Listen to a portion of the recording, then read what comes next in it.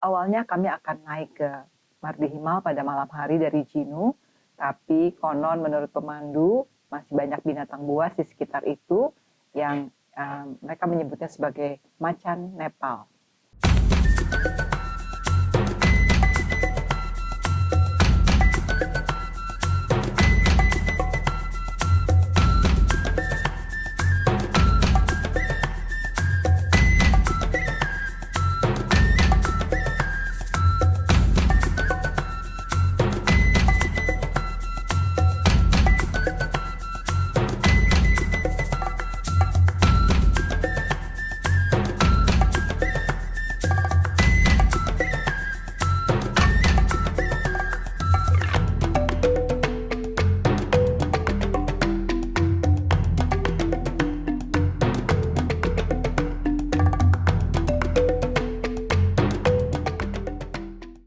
Assalamualaikum warahmatullahi wabarakatuh.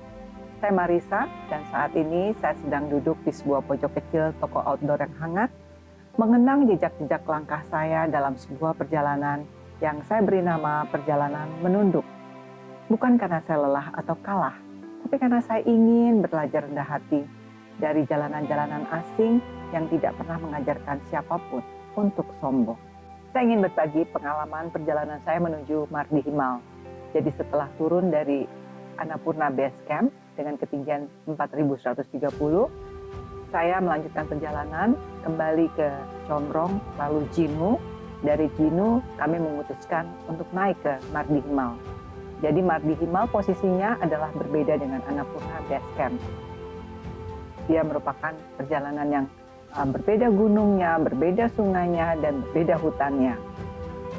Awalnya kami akan naik ke Mardi Himal pada malam hari dari Jinu, tapi konon menurut pemandu masih banyak binatang buas di sekitar itu yang mereka menyebutnya sebagai macan Nepal atau harimau Nepal.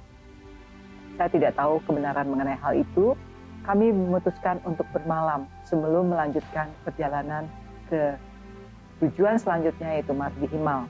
Kebetulan tempat kami menginap atau tea house atau homestay berada persis di atas jembatan gantung atau suspension bridge, sehingga memudahkan kami untuk melihat situasi berikutnya sebelum melakukan perjalanan keesokan paginya. Kebetulan si pemilik homestay memiliki anak yang berpangkat jenderal dan menjadi tentara di India, sehingga berlanjutlah cerita malam itu mengenai kehebatan anaknya. Keesokan paginya kami melihat cuaca cukup cerah dan kami melanjutkan perjalanan menuju ke jembatan gantung atau suspension bridge di Jinu, lalu menuju ke Landruk. Ternyata beberapa tempat itu mengalami longsor. Kemungkinan longsor itu terjadi pada saat longsoran yang kami alami saat mulai pendakian dari Jinu ke Annapurna Base Camp. Jadi beberapa tempat terjadi longsoran itu sehingga pemandu mengajarkan kami untuk berhati-hati dan memilih jalan yang tidak mengalami longsoran. Setelah berjalan beberapa jam dari Jinu, kami berhenti di Landruk untuk menikmati makan siang. Landruk adalah sebuah desa yang di ketinggian tertentu dan tidak banyak orang yang tinggal di sana. Memang ada pemukiman, tapi sangat sepi. Dan kebetulan juga memang tidak ada pendaki pada saat itu. Kami melewati beberapa jembatan gantung, kami juga melewati beberapa sungai yang berbatu, dan sepanjang perjalanan yang kami dengar adalah hanya suara sungai, baik di kiri maupun di kanan kami. Setelah dari Landruk, kami menuju ke Lower Camp, lalu ke Forest Camp di ketinggian 2.600 meter di atas permukaan laut. Perjalanan dari Lower Camp ke Forest Camp di 2.600 meter di atas permukaan laut adalah pemandangan perjalanan yang dipenuhi dengan hutan-hutan lebat. Sepanjang perjalanan saya melihat bahwa ada pemukiman di dalam hutan, walaupun jumlahnya penduduknya tidak banyak, tapi mereka tetap ada kehidupan di sana. Dan mereka menuju dari satu titik ke titik yang lainnya berjalan kaki karena tidak ada fasilitas apapun, tidak ada jalan raya, tidak ada kendaraan yang bisa melewati jalanan tersebut. Bahkan motor pun tidak bisa melewati jalanan itu karena cukup curam dengan pohon-pohon yang lebat dan akar-akar pepohonan. Saya tidak bertemu dengan satupun kendaraan melewati jalur Lower Camp, Forest Camp hingga ke High Camp. Perjalanan dari Forest Camp dengan ketinggian 2.600 meter di atas permukaan laut menuju ke High Camp dengan ketinggian 3.580 meter di atas permukaan laut, saya menemukan sebuah oase keindahan yaitu Badal Danda. Badal Danda ketinggian adalah 3.300 meter di atas permukaan laut. Disebut sebagai Bukit Berkabut. Pemandangan dari Bukit Berkabut itu adalah luar biasa, dan herannya di ketinggian 3.300 itu saya menemukan hewan-hewan ternak pergi ke atas untuk memakan rumput-rumput di atas perbukitan tersebut. Saya iri dengan kemampuan para hewan tersebut. Sapi yang besar-besar, kerbau yang besar-besar, juga iyak. Mereka berjalan menuju ke atas untuk memakan rumput-rumput yang menghijau dan terlihat segar di ketinggian tersebut. Badal Danda adalah termasuk spot yang terbaik di antara forest camp menuju ke high camp. Saya merasakan bahwa Badal Danda adalah taman alamiah, dikelilingi dengan hutan-hutan rhododendron dan perbukitan yang disebut sebagai lembah berkabut. Dari sana saya melanjutkan ke high camp, dan di ketinggian high camp tersebut cuaca dan udara semakin dingin. Dan ketika malam hari saya sempat bermalam di high camp, suhu di bawah 0 derajat.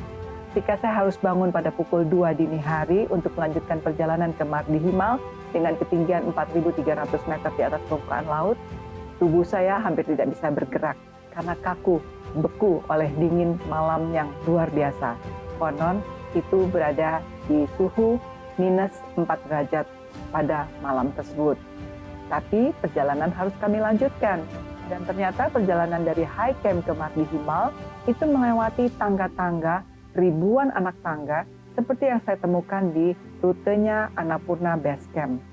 Dan saya mengulangi lagi perjalanan mendaki undak-undakan batu yang luar biasa hingga ke 4.300 meter di atas permukaan laut. Seharusnya saya bisa mencapai 4.500 meter di atas permukaan laut, tapi saya urungkan niat tersebut karena tetap harus melewati tangga-tangga yang cukup melelahkan bagi saya dengan usia seperti ini. Ketika menuju ke titik 4.300, 20 meter sebelum 4.300, saya sudah menyerah. Hampir tidak sanggup melanjutkan perjalanan. Kaki saya sudah membatu, tidak bisa diajak melangkah, tapi pemandu mengatakan, "Ibu, sedikit lagi, tetaplah melangkah, saya akan dampingin ibu." Perlahan-lahan saya injak bebatuan anak tangga menuju ke titik 4.300 dengan rasa yang luar biasa. Itu adalah perjuangan 20 meter yang tidak main-main bagi saya. Akhirnya saya tiba juga di 4.300 memegang bendera Nepal yang ada di sana dan disambut dengan pendaki-pendaki muda yang datang dari India dan berbagai belahan negara di dekat Nepal. Mereka menyanyikan lagu-lagu daerah mereka sambil berjoget-joget, dan hilanglah rasa lelah saya, rasa capek saya, rasa tak sanggup melangkahkan kaki ketika berada di mereka semuanya. Mereka menyediakan teh hangat bagi saya, dan saya berada sekitar hampir 1 jam di kawasan tersebut. Seharusnya saya dapat mencapai titik 4.500. Saya sempat melihat benderanya, tapi setelah berdiskusi dengan pemandu, mereka menyarankan kalau saya tetap melanjutkan ke titik 4.500, kemungkinan saya akan tiba saat gelap dan malam hari di poin selanjutnya di lokasi paling bawah dari perjalanan kami. Saya menikmati titik Mardi Himal di 4.300 dengan pemandangan gunung-gunung lancip, Hian Chuli, Machapuchre, dan Annapurna. Itu tidak terbayangkan. Saya menjadi seperti liliput sangat kecil di bawah lancipnya gunung-gunung Himalaya yang luar biasa karismanya. Lalu setelah puas bercengkrama dengan teman-teman baru di puncak Mardi Himal, saya memutuskan untuk segera turun ke high camp kembali, membereskan barang-barang kami, dan melakukan perjalanan turun melalui hutan-hutan yang sangat lebat dengan tempat yang cukup berbeda dari tempat kami naik, walaupun di jalur yang sama.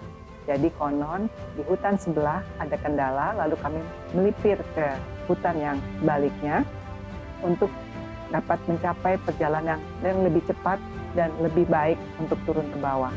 Saya bertanya kepada pemandu kenapa kita harus melewati jalur ini, lalu dia mengatakan efek dari longsoran yang terjadi sebelum kami naik itu berpengaruh terhadap daerah-daerah di sekitar sana. Padahal kalau dipikir gunungnya berbeda, sungainya berbeda, dan lokasinya juga jauh berbeda, tapi akibatnya luar biasa di sekitar Nepal. Jadi Teman-teman yang ingin mendaki ke Nepal, tolong dipantau apabila ada gempa, sebaiknya berpikir ulang apakah lokasi pendakian kita itu cukup aman bagi kita melakukan pendakian. Karena yang saya alami pada saat ke sana, ada longsoran di tempat yang lain, efeknya, dampaknya itu terjadi berkilo-kilometer jauhnya dari tempat longsoran yang saya temui pada awalnya. Perjalanan pendakian saya kali ini adalah perjalanan dalam satu rangkaian. Dari Annapurna, saya lanjutkan ke Mardi Himal. Perjalanan itu saya tempuh selama 12 hari non-stop. Dalam artian, saya tidak turun dari gunung dan terus melanjutkan dari Mardi Himal turun kembali ke posisi di Pokhara. Perjalanan ini juga saya tuliskan di dalam buku saya, Bila Mimpi Punya Warna. Perkenankan saya untuk membaca beberapa bagian di dalam buku ini. Perjalanan turun dari Mardi Himal kembali ke High Camp dan Forest Camp adalah ujian ketahanan terakhir. Namun, saya tidak berhenti di situ. Saya terus berjalan hingga tiba di Landruk. Perjalanan ini adalah perjalanan sebuah refleksi tentang pencapaian yang tidak pernah terbayangkan sebelumnya. Menaklukkan 2 puncak gunung, Annapurna Base Camp dan Mardi Himal dalam 12 hari adalah sesuatu yang tidak pernah saya impikan, dan saya bersyukur membuktikan bahwa dengan tekad dan semangat tidak ada yang tidak mungkin. Perjalanan menunduk mengajarkan saya bahwa yang paling berharga bukanlah tempat tujuan, tapi bagaimana kita menapakinya. Bahwa manusia tidak perlu menaklukkan dunia, cukup berdiri bersisian dengannya sambil menunduk, belajar, menerima, dan memahami. Maka mari terus melangkah, bukan untuk mencari sensasi, tapi untuk mengasah empati dan mengenal diri kita yang sesungguhnya. Saya Marisa, terima kasih sudah menyimak. Wassalamualaikum warahmatullahi wabarakatuh.